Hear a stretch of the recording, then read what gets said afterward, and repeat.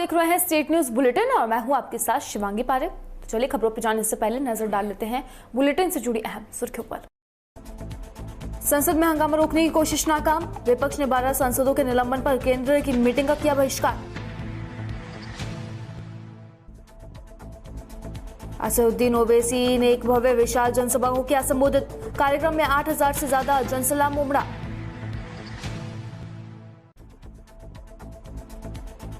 UP के deputy CM Keshav Prasad Maurya और राजमार्ग मंत्री नितिन गडकरी ने विशाल जनसभा को किया संबोधित।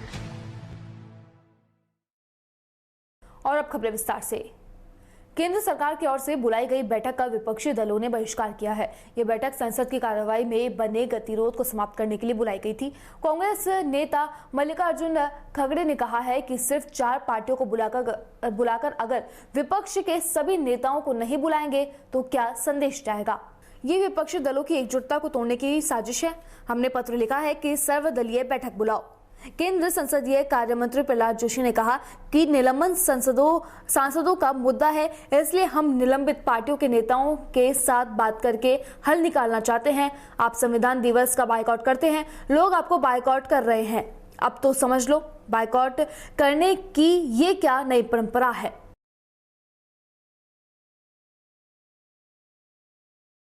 बिजनौर के नगीना के अंदर असदुद्दीन ओवैसी ने एक विशाल जनसभा को संबोधित किया, जिसमें सपा बसपा व भाजपा पर जमकर निशाना साधा गया। असदुद्दीन ओवैसी ने कहा कि हर बिरादरी ने अपने समाज के लिए कुछ ना कुछ किया है, लेकिन मुसलमानों ने अपने समाज के लिए कुछ नहीं किया। कार्यक्रम में लगभग 8000 से ज्यादा लोगों ने भाग लिया।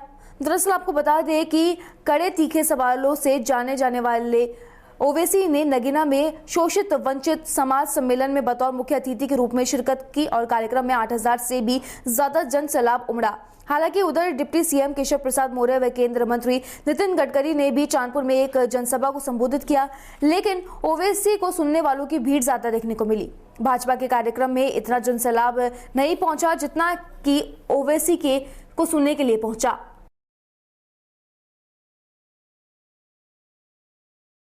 परिवार की तरफ से, आरएसएस की तरफ से, विश्व हिंदू परिषद की तरफ से इस बात का मुतालबा किया जा रहा है कि भारत में तबलीगी जमात के बारे में बकवास कर रहे और मिसाल दे रहे सऊदी अरब की।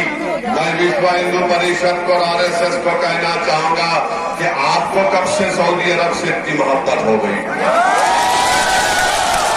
अगर तुमको सऊदी अरब से इतनी मोहब्बत हो गई तो क्या फिर तुम यहाँ पर हाथ काटोगे चोरी के इल्जाम में?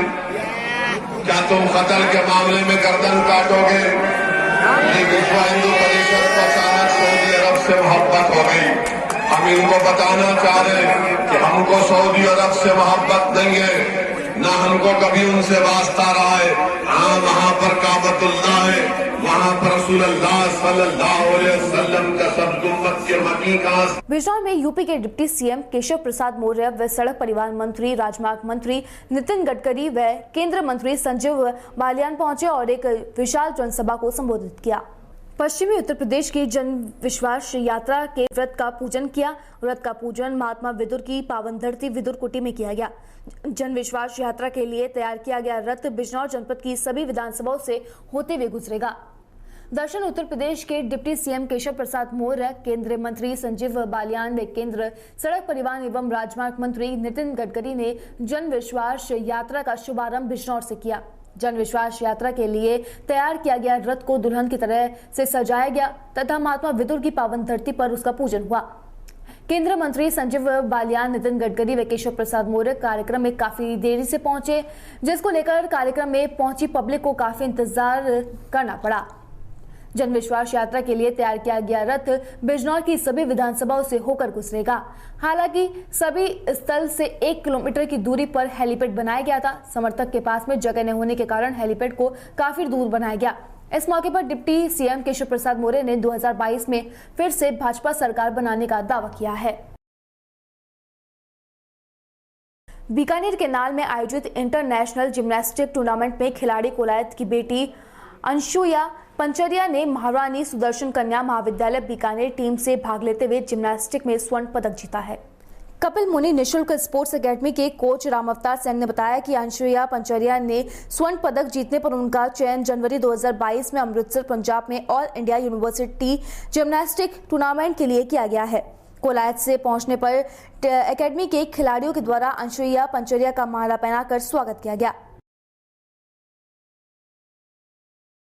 झालावाड़ के भवानी मंडी में राजस्थान राज्य कर्मचारी एसोसिएशन ने हल्ला बोल कार्यक्रम आयोजित किया। देशव्यापी हल्ला बोल कार्यक्रम के तहत ओल्ड पेंशन लागू करने के लिए सामुदायिक स्वास्थ्य केंद्र भवानी मंडी में राजस्थान राज्य कर्मचारी एसोसिएशन यूनाइटेड के ब्लॉक अध्यक्ष जाहिद अली के नेतृत्व में हल्ला बोल कार्यक्रम रखा गया, जिसमें सरकार से कर्मचारी के भविष्य को देखते हुए पुरानी पेंशन योजना को लागू किए जाने की मांग की गई, जिससे कि कर्मचारियों का भविष्य सुरक्षित हो सके। कार्यक्रम के तहत सामुदायिक स्वास्थ्य केंद्र भवानी मंडी के समस्त नए पेंशन योजना के कर्मचारियों ने भाग लिया।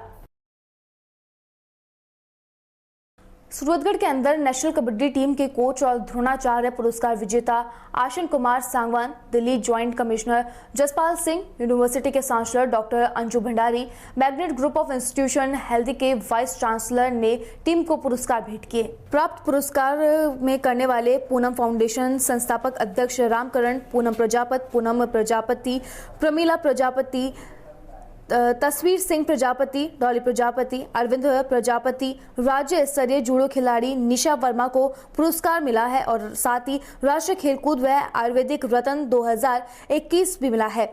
पूनम फाउंडेशन की टीम रही है जहां पर राजस्थान में झुग्गी झोपड़ी मजदूर वर्ग के बच्चों हेतु निःशुल्क शिक्षा व्यवस्था की गई है। पूनम फाउंडेशन ट्रस्ट निःशुल्क शिक्षा अभियान, बेटी बचाओ बेटी पढ़ाओ अभियान, पर्यावरण संरक्षण, विज्ञान का प्रचार प्रसार, आयुर्वेदिक को बढ़ावा देना और स्थानीय खेलों के प्रति लोगों को जागरूक कर रहे हैं। पूनम फाउंडेशन ट्रस्ट संस्थापक अध्यक्ष रामकरण पूनम प्रजापति हैं, साथ ही श्री गंगानगर जिले के शोपुरा गांव के निवासी हैं। नागौर में हमारी संघर्ष समिति की ओर से एक दिवसीय धरना प्रदर्शन हरिमा टोल प्लाजा पर किया गया, जिसमें कई दरों की वार्ता के बाद में प्रशासनिक अधिकारियों व टोल मैनेजर के मध्य हुई वार्ता सफल हुई। उप तहसील डे के आसपास के 21 गांवों को टोल मुक्त करने पर आपसी सामंजस्य से आंदोलन को समाप्त कर दिया गया। इस मौके पर महत्वपूर्ण भूमिका नागौर तहसीलदार धना राम गोदारा की मध्यस्थता के अंदर निर्णय लिया गया। इस मौके पर नागौर अतिरिक्त पुलिस अधीक्षक सुरपलिया, थानाधिकारी रोल, थानाधिकारी पावटा, पटवारी हल्का हरीमा और साथ ही टोल मैनेजर दिनेश सिंह चौहान आदि की मौजूदगी में हमारी संघर्ष समिति के साथ में आपसी सहमति से धरना प्रदर्शन खत्म करने का आह्वान एडवोकेट बीरबल कमेडिया ने किया।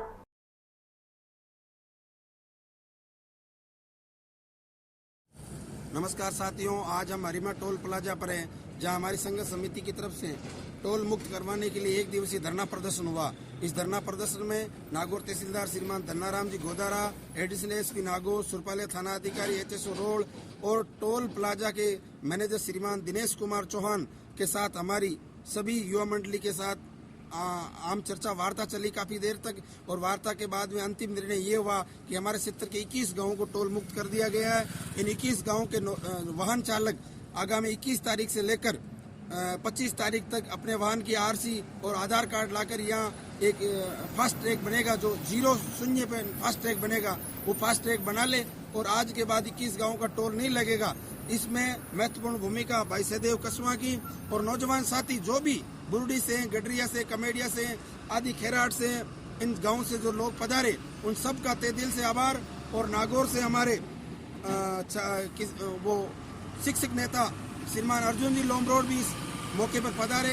मैं सभी नौजवान साथियों का और यहाँ पधारे हुए सज्जनों का और प्रशासन के लोगों का, विशेषकर जिन्होंने अग्रणीय राजस्व विभाग की तरफ से अग्रणीय भूमिका निभाकर इस हमारे विवाद को समाप्त किया, इसलिए मैं सभी विभाग के नौजवानों को, सभी विभाग के कर्मचारियों और अधिकारियों का धन्यवाद करता हूं कि हरिमा टोल मुक्ति में 21 गांवों को सम्मिलित करके टोल निःशुल्क कर दिया गया। जय हिंद, जय भारत, राम राम साहब। खबर पावटा से है, जहां पर प्रदेश के मुख्यमंत्री अशोक गहलोत के कर कमलों व उच्च शिक्षा मंत्री राजेंद्र सिंह यादव की उपस्थिति में रविवार को वीडियो कॉन्फ्रेंसिंग के माध्यम से विराटनगर विधानसभा के विराटनगर में राजकीय महाविद्यालय के भवन निर्माण का शिलान्यास किया।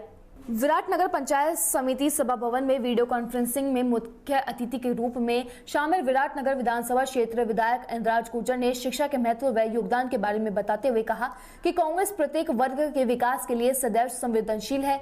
इसी के तहत छात्रों के उच्च गुणवत्तापूर्ण अध्ययन के लिए राजकीय महाविद्यालय विराटनगर के भवन हेतु राशि स्वीकृत की गई है। महाविद्यालय भवन निर्माण के लिए DMFT फंड से करोड़ों रुपए की राशि स्वीकृत की गई है।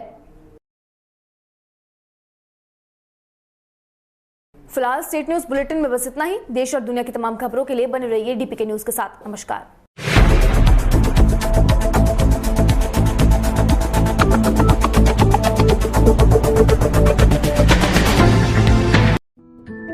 मुख्यमंत्री किसान मित्र ऊर्जा योजना।